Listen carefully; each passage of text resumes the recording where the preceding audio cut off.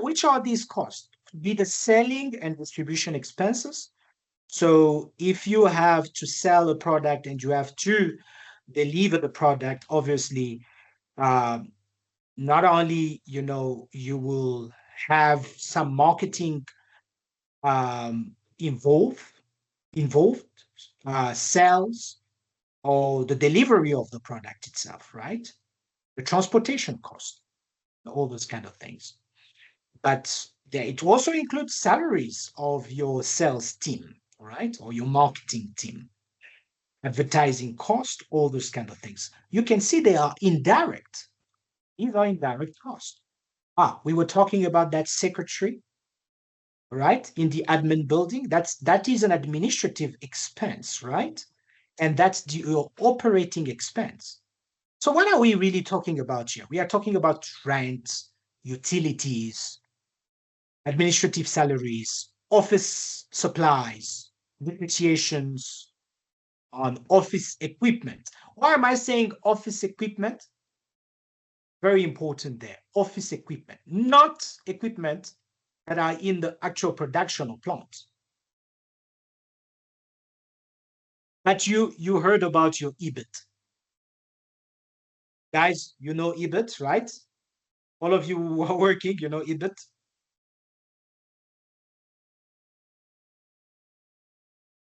No. No. Okay. No, I like that. I like that. I like that you clearly say. You probably know it, but maybe I don't know the appellation in different companies. But I would say for our company, Advitech, the main company that owns so many schools and all that, everybody talks about the EBIT. But that will be the profit before the interest and tax.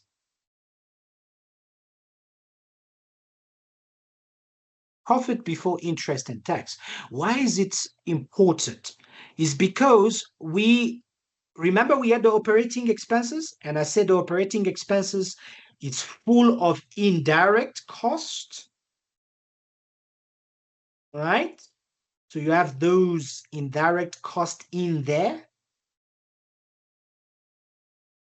When now you minus, so basically your gross profit, you minus the operating expenses. When you minus, you get your EBIT. So you have not minus the interest that you need to pay to the debtors, because a company will take on debt and they're paying an interest on those debt. If you are in a manufacturing plant, those machines in the plant are extremely expensive, that companies take bonds to pay off those machines. These are long-term debts. On a monthly basis, they incur an interest payment. In your daily life, you incur interest payment when you took your car loan. You have a car, you are repaying it. It's just basically the same thing. Whatever you are seeing here, even in your actual budget, your personal budgets, right? You are dealing with the very same element. You pay tax if you are a salaried, or if you're working, you do pay tax. The same reality that applies to you as an individual applies to a company. The only difference is at a larger scale. All right, does this make sense? So when we're looking at this EBIT, when we're looking at this earning before interest and tax, other will call it is a profit before interest and tax. You are getting it. Many appellations talking about the same thing. Other will call it an operating profit. What you need to understand is we've minus all expenses by this point. It's reflect the profitability. It's a profitability ratio. It is part of the profitability ratio. But what does it really signify? It is before the interest and tax. But what does it really signify? it tells us how well. Remember, profitability is always about finding out how well is a business performing, for example, in this case, its primary activities. Irrespective of how we finance it, irrespective of how much the tax is, we don't take that into account yet, but we just now, at this stage, we would like to find out the primary objectives of the business, the primary activities, sorry, of the business. How well is the business performing those activities? So wherever you hear profit, it's always about how well. How well is the company, generating money, generating revenue? How well? It's always about that, right? But after we've minus the tax, after we've minus the interest, right? Because if we take on loans, we are paying an interest. After we've deducted everything, I'm sure that all of you know net profit, right? Is that quite clear now, right? Yes. So beside this statement, this is one of the main statements we're going to be dealing with for in this the income statement, which, you know, if you've done your accounting, you probably have seen it. But we have also what we call the statement of financial position, or your balance sheet, right? Your statement of financial position. The best way I explain this thing, I always want this to be applicable to you. Your balance sheet will be like a picture. And if you've looked, you've gone through the recordings on Learning Unit 2 already. This is boring stuff because I'm just repeating to you, right? Your income statement will cover a period of time, usually a year. We're looking at the year, right? So, but for an example, it could be 3 months. It does not matter. The point is that it's over a period of time, the income statement. Whereas the balance sheet is just a picture of a particular period, a particular point in time. That's why we call it the financial position that time.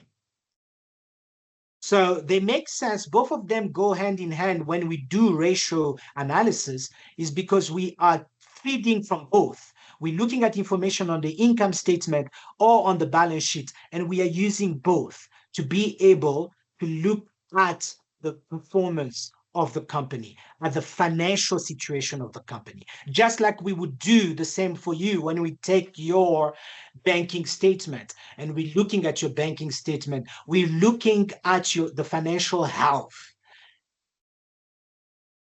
of your situation, right? Does this make sense? This is applicable to your daily lives. No one can say, I can't relate to this. I don't like numbers. This has nothing to do with numbers. This is something to do with you doing well, financially, right? Okay. So your balance sheet, I'm not going to repeat it too much. I'm not going to go into too much, but what are the 3 main things in your balance sheet, please? Jess, you are doing your accounting. Yes, sir. I did do my accounting. What are the main 3 things on your balance sheet or in your Um, life financially? So me and the balance sheet and accounting, we didn't sit together so nicely. We didn't really see eye to eye. Let me remind you, there's that financial equation, and you will all relate to it, right? Asset equals what?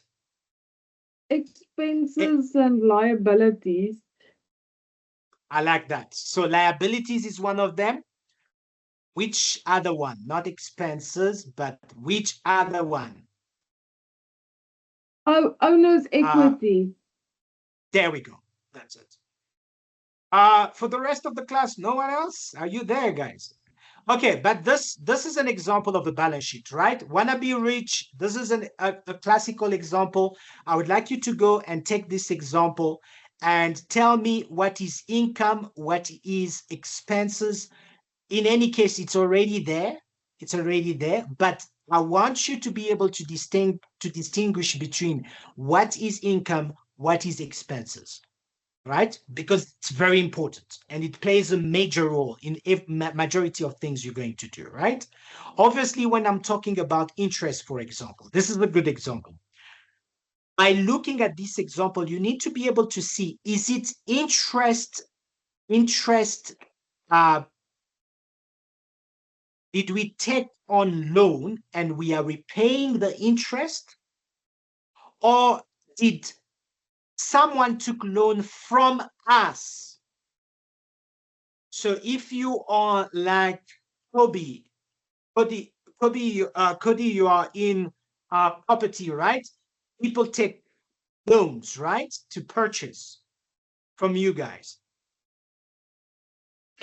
We don't exactly do the loans. We rent, Or you and rent. they will take a loan from a bank, or they will pay cash, and we will build. Perfect, perfect. That's you, right? So in if it was a loan that we are offering, we have a loan facility that we offering to the public. Let's say we are Truworth. We open up also a line of credit for our customers. In that case, we are receiving interest income. So it's interest on the loan that we have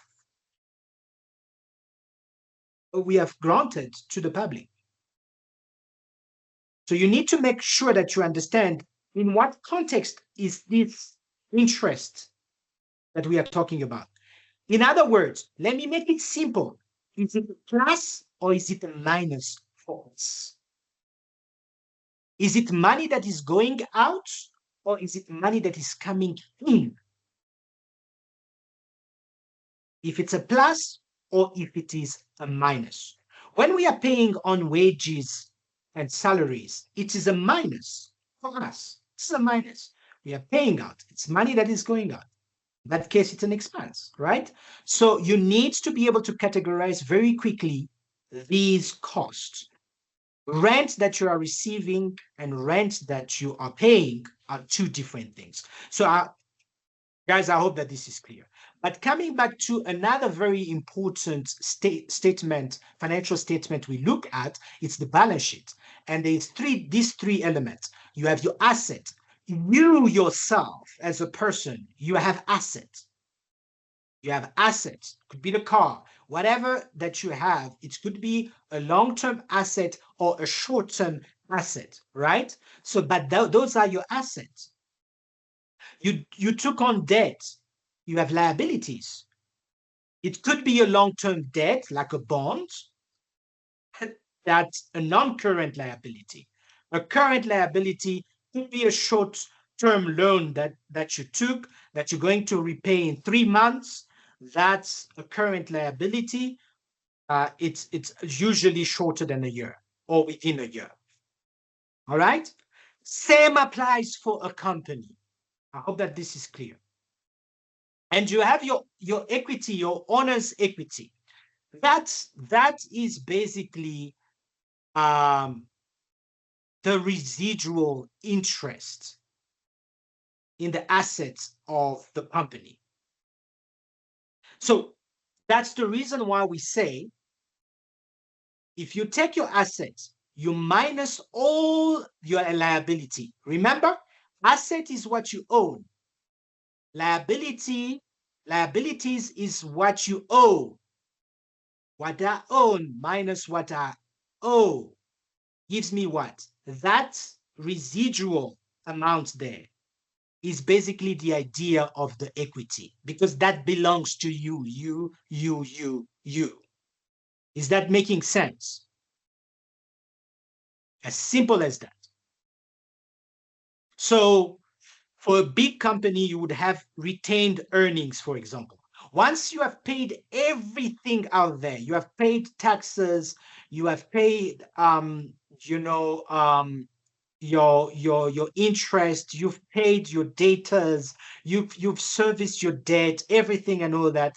What you remain what you remain with from your actual net profit is called retained earnings if you just keep it in the company. So the company made 10,000 Rand in profit and they kept it. That's retained earnings. Why do they keep it? Why would a company keep money? Why would that profit accumulate over time? And let's say we've not distributed it to the owners because we have the options, the option to distribute that money, that profits to the shareholders or the owners of the company. By the way, when we redistribute that profit, when we distribute it to our owners, what is that called? Dividends. Come on, guys. Dividend. Thank you. Thank you. Right. So, but the contrary of the dividend is the retained earnings. That's simple. We didn't distribute it, we retained it. Or we distributed half of it, we kept the other half. Or we distributed 30% of it, we kept the 70%. So retained earnings is what we keep in the company because we have the intention of reinvesting it to grow the business.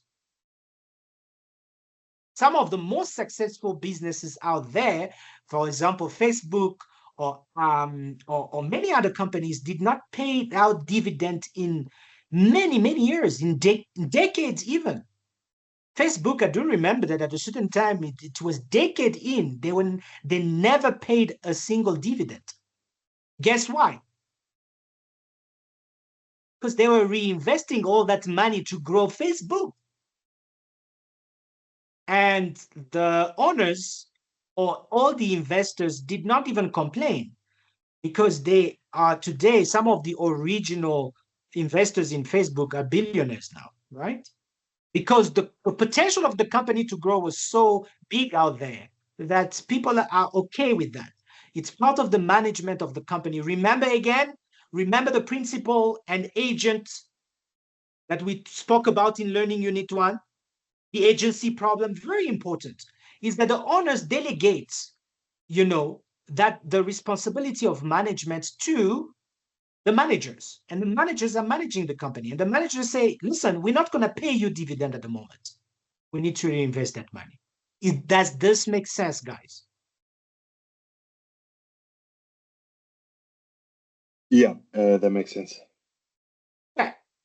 So that's the owner's equity. It's meant of two things, the retained earnings and the share capital, the actual share capital, meaning that the money that was invested, the capital that was invested by the owners or the shareholders. Owners/shareholders. Shareholders share, they have a share of the company. They own a portion, part of the company. Like a cake, a portion of it belongs to different people. All right. We have another statement that will be very important is the statement of cash flows. And this statement is important because it's just tracking the movement of cash in and out the business for a period of time. All right. So this is part one, by the way. Let me just show you this. This is part one. I've shared this with you. Please check your notes. You will have Learning Unit 2, part one. This is part two here. And let me just pick up from part two. We have the same example. Is this wanna be rich? This is wanna be rich, but this time we have a much clearer. So from the element that you will get there, I want you to be able to do this exercise by yourself, where you do sales minus cost of sales to get your gross profit plus the operating income. Operating income is a plus. It's money that is coming in. Operating expenses is a minus. That's why it says here less operating expenses. Making sense, all right? And then when you're looking at the expenses, you have insurance, you have rate and taxes, wages and salaries, repairs and maintenance, advertising, telephone. Guess what? All the expenses that you even as a person incur. You incur insurance, you pay insurance, you pay your rate and taxes. Uh, you pay some wages to your the cleaners, or the maintenance of your car, some money there. Advertising, not necessarily for a person, but yeah, perhaps. Telephone, printing, and so all the expenses that you make. That's the reason why this is so applicable, very, very applicable. And then you have your operating profit. You add your interest income. Remember interest income? If we open we have a credit facility that we've opened and we are receiving some interest income, or you have invested your money in as part of your investment account and you receive some interest income from it. Guys, does this make sense? I'm only going to do this once because I want you to be able to understand these things, because once you understand, these are very basics. All right, the income tax, everything is said here. So this is good to open the textbook and to show you this is a textbook. You have all these questions, but they're just giving you the statement of comprehensive income, and go through the statement of comprehensive income. Shrinkage, that's a big thing, a very big thing. And by the way, it's an entire how can I say, an entire learning outcome. You need to be able to understand shrinkage. It's a theme in this textbook. Shrinkage, what is it? So very easy for you to look at it, right? It's a critical issue in any business. And whatever business you're going to do out there, you need to be mindful of shrinkage, right? And it will have an accounting impact, right? It's all the loss of inventory. So from the time we purchase something to the time we sell it to customers, there is a lot of things happening there. Some loss would happen. It would happen due to theft. It would happen due to breakage, to aging, obsolete inventory. All these reasons are true, right? Or literal shrinking. Some material can clearly shrink, right? But the point is that how do you deal with it on your financial statement? And how to minimize shrinkage. So you might get this question about shrinkage in your test or in your exam. You need to know what it is, right? The two kind of inventory systems, you have the perpetual and you have the periodic inventory system. A very, very good topic. There is a learning unit where we would only go into these to fully understand. For now, we give you a snapshot of it. All right. So let me stop talking too much now. Does this make sense? So far. So far, so good. Right. Cool. So an example of shrinkage, this will be, we would deal with an accounting, trading inventory accounting, cost of sales. Don't think already, oh, this is too much. No, it is not, right? Look at the example that is given. Understand the clear example, what is meant here, and try to trace. I've provided you with my own notes. On everything that I provide you, there are notes. Look at it, they are full of notes. But even if you do not understand fully, reach out to me, let's talk, let's discuss, or do your own notes after you read by yourself and find that, The note of this guy is bloody useless, right? You are welcome to do your own notes, right? The point is that, and yeah, do your own notes, but I provide you already with quite a lot of notes, right? Part three, the last part of learning unit two, will be dealing just with the ratios, obviously,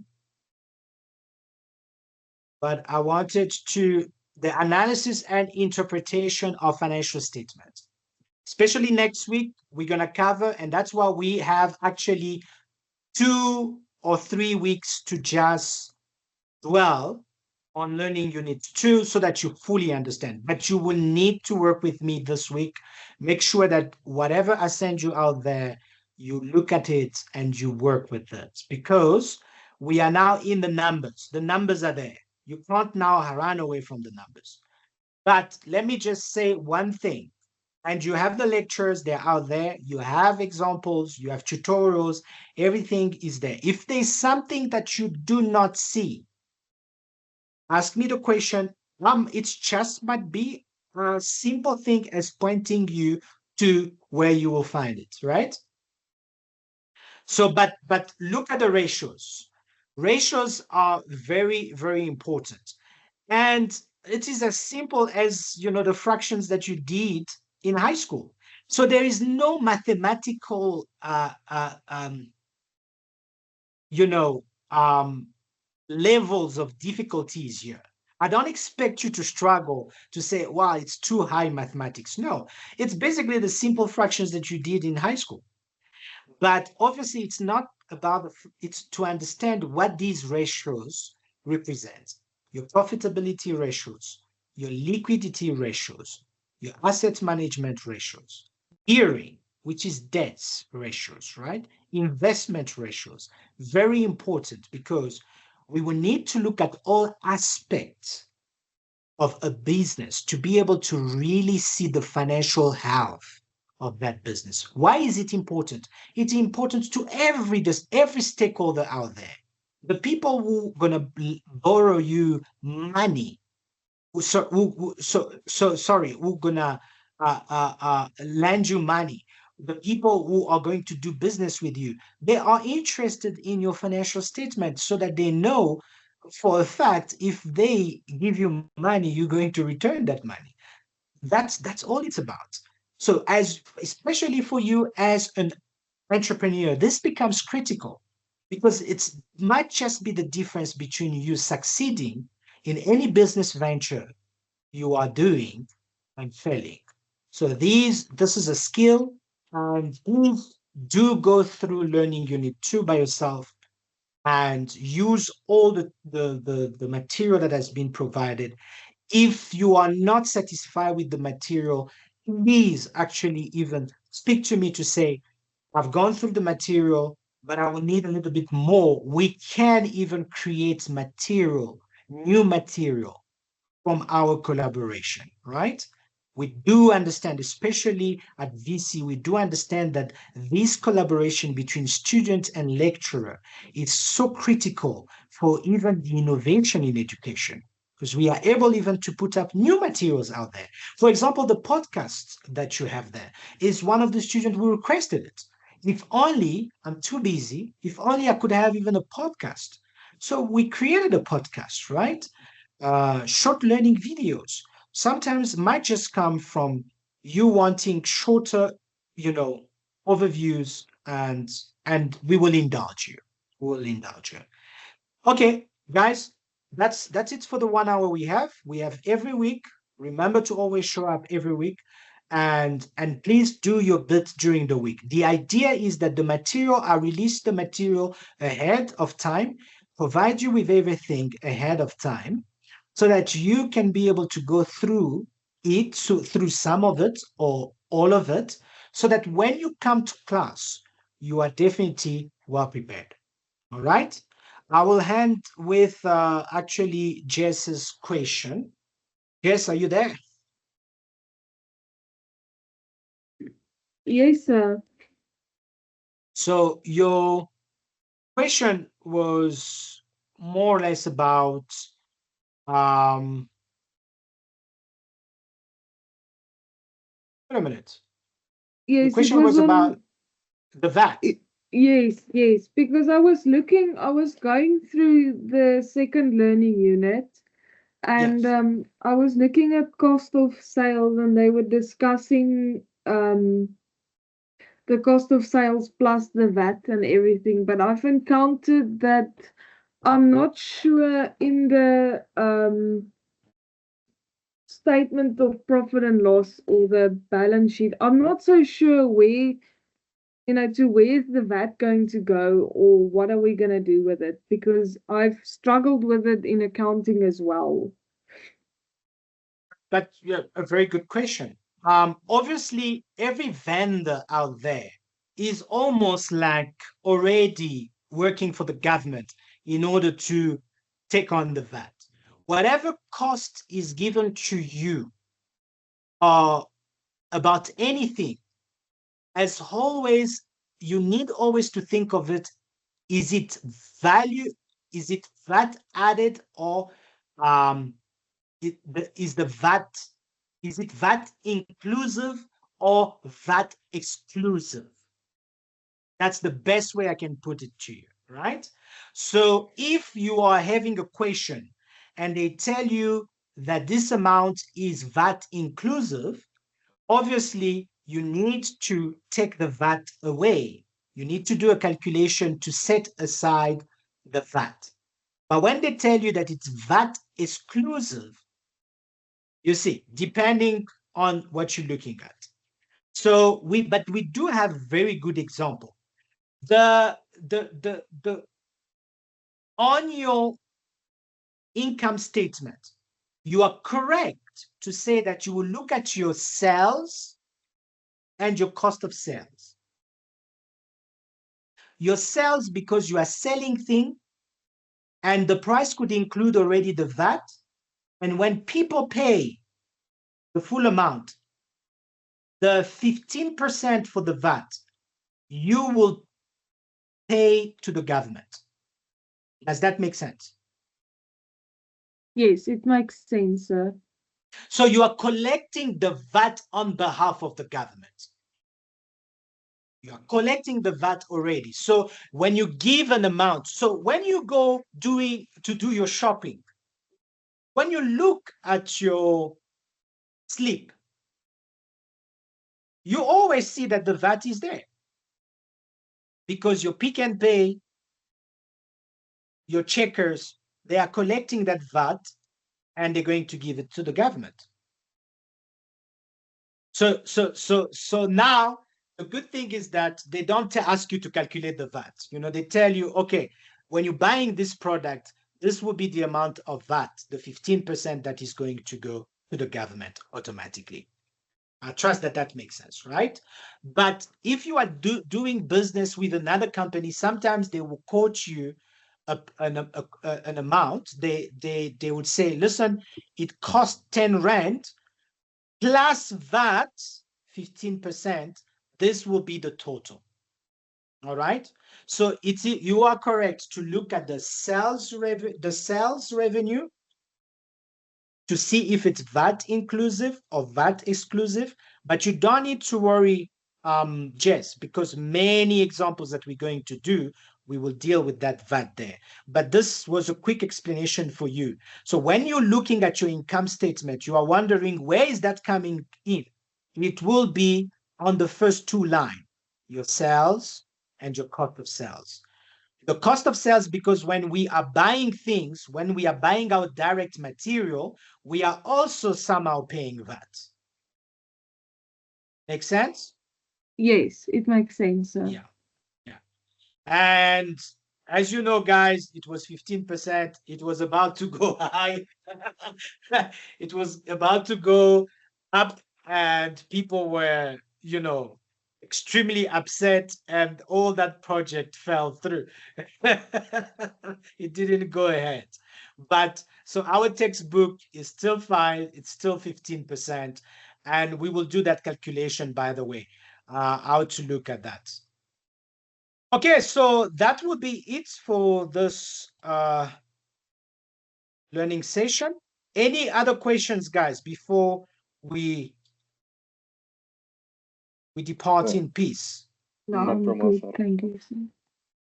All right, so I'm going to stop the recording, and actually, like I said, please make yourself available this week.